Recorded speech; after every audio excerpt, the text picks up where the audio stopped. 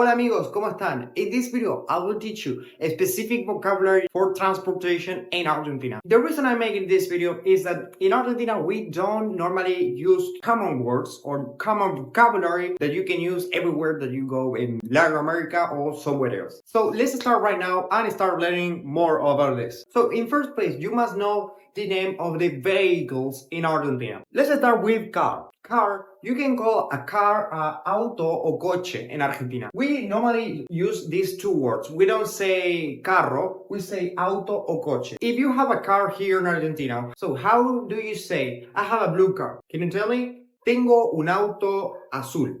O tengo un coche azul. Now, the following word is the word bus. But meanwhile, I am writing this word, I will tell you that if you would like to have a car here in Argentina, you must know that the cars are super expensive, at least here in February 2025. So, bus, we have two different words for a bus in Argentina. We normally call it colectivo, nobody says autobús, or you can say bondi. Bondi is just slang, it's jerga argentina, Argentinian slang. And another important thing is that to stop this bus, you can't just stop somewhere and wait for the bus. We already have to reach out our hand to stop the bus. So we do something like this.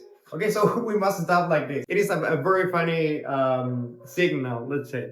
So how do you say, where is the bus? You could say, hola, ¿dónde está el colectivo? ¿Dónde está el bondi? ¿Podés decirme? Can you tell me? Now, the subway. We only have subway in Buenos Aires. So it is the only province or state in Argentina that has a subway. We don't say metro, we say subte. Here, the subte. So how do you say, where is the subway? I need to go there. You could say, ¿dónde está el subte? Necesito ir allá, allá. And now that we are talking about allá, what does allá means? We will talk about this one. Let me write it here, allá, allá. But before moving on with allá, let's see a taxi. How do you call a taxi or Uber? Well, in Argentina, we have a name for it, which is a taxi. You can just say, I need to take a taxi, or you could say a remis, un remis, or un taxi. You could say, I need to take a taxi, or I need to take a remis, or just, I need to take an Uber. Tengo que tomar un Uber, tengo que tomar un taxi, tengo que tomar un remis. And if you ever need to talk about the taxi driver, we have a specific word for it, which is just el conductor del taxi, o la persona que maneja el taxi, which is the person that drives the taxi, or you can just say tachero. A tachero is a slang, so it is a bit informal, but we normally say it all the time. Un tachero. In Buenos Aires, there are many crazy tacheros, so be careful about this. Now, let's talk about directions. Directions in Spanish from Argentina. So the first word for it is allá. Allá means there. Allá, there. And we can say that this is plus plus, the emphasis. We will see what I mean with an emphasis. Because we also have another word, which is ahí, ahí, that also means there. But there's a slightly difference. The difference is that this is closer, let's say. And the first is much further. And the last word is acá. Acá means here. We don't say aquí. We just say acá. Another important part that you have to learn if you have to travel around Argentina. These words are dirección, cuadra, calle, y esquina. Dirección means directions. It can also be address.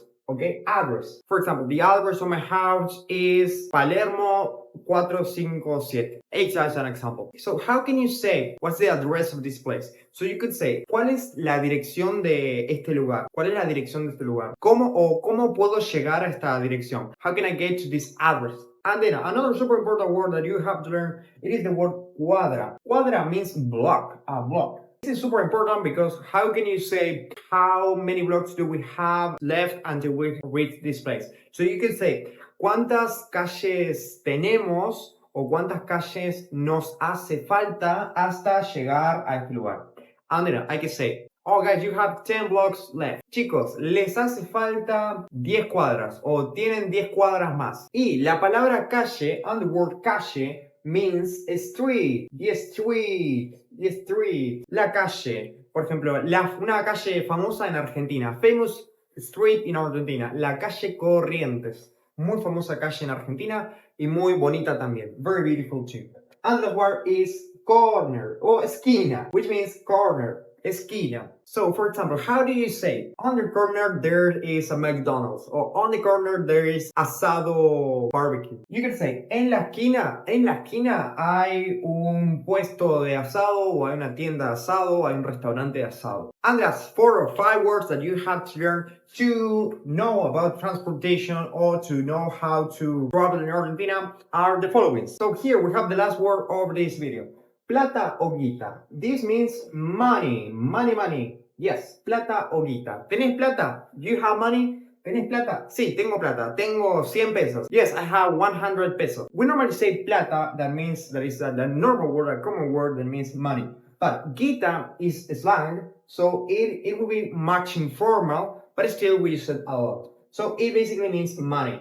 And the last one, we have salir and costar. Both means to cost. For example, you can say, how much for this phone? ¿Cuánto sale este teléfono? O ¿cuánto cuesta este teléfono? Okay? 2 words that you have to know. Okay? ¿Cuánto sale o cuánto cuesta este teléfono, esta computadora, estos marcadores, etcétera, etcétera. And the last 2 ones is billete y moneda. Billete means banknotes, and moneda means a coin or currency. So you can pay with billetes or monedas. I would say that nobody uses coins in Argentina because coins in Argentina are like 5 pesos or 20 pesos, and you can do anything with that. You can't even buy a candy with it. So just learn billete, banknotes. And now, you have gotten to this place, here, to the end of this video, I would like to tell you that if you are a traveler and you want to come here to Argentina and visit Argentina,